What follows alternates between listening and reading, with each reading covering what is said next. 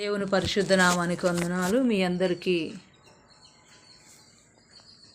వందనాలు తెలియపరుచుకుంటున్నాను. ఈ దినమందు దానియేలు గ్రంథంలోంచి 5వ అధ్యాయంలోంచి ఒక చిన్న వాక్యాన్ని చదువుకొని దేవుని వాక్యాన్ని ధ్యానించుకుందాము.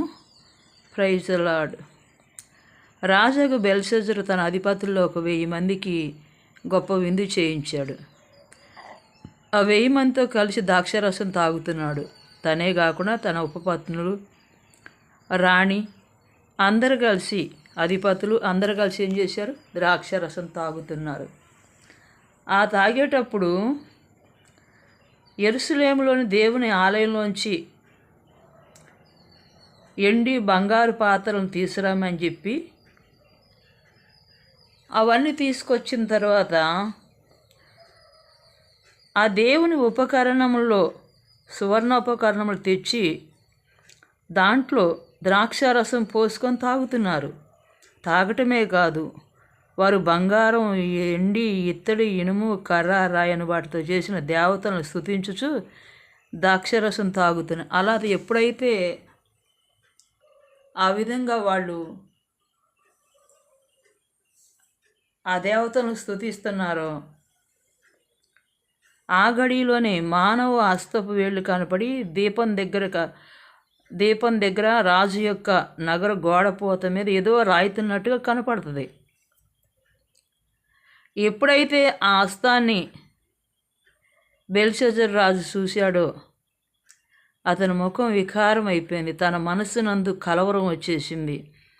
అతని నడుము కీళ్ళు వదిలి అతని మోకాళ్ళు గడగడ వణుకు వచ్చేసింది. అతనికి వణికిపోతున్నాడు, భయం వేసేసింది. అటువంటి సమయంలో వెంటనే జ్యోతిష్యులను పిలిపించాడు, అలాగనే కల్దీయులను పిలిపించాడు, జ్ఞానులను పిలిపించాడు. ఎవరన్నా ఇది చదివి చెప్తారని చెప్పి అడిగినప్పుడు వారిలో ఎవ్వరు కూడా చెప్పలేనప్పుడు దానియేలు అక్కడ ఆ అర్థం చెప్పడం జరిగింది. ఏమని? నీ ప్రభుత్వం విషయంలో దేవుడు లెక్క చూశాడు అంటే అక్కడ రాయబడి ఏమనుంది?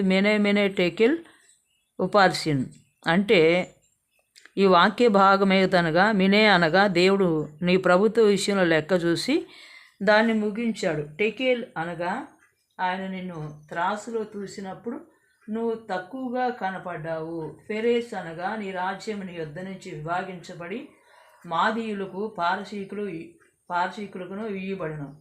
బెల్షస్సరు ఆజ్ఞ ఇవ్వగా దానియేలుకి వారు ఉదారంగు వస్త్రాలు తొడిగించి బంగారపు హారం వేసి ప్రభుత్వం చేయడానికి అతనికి 3వ అధికారిగా దానియేలును నిలబెట్టారు. అయితే ఆ రాత్రి కాలమందే దానియేలు హతుడాయను. చూడండి, దేవుని ఉపకరణములో ఏం చేశాడు దానియేలు? క్షమించాలి, దానియేలు కాదు, బెల్షస్సరు ద్రాక్షారసం తాగాడు.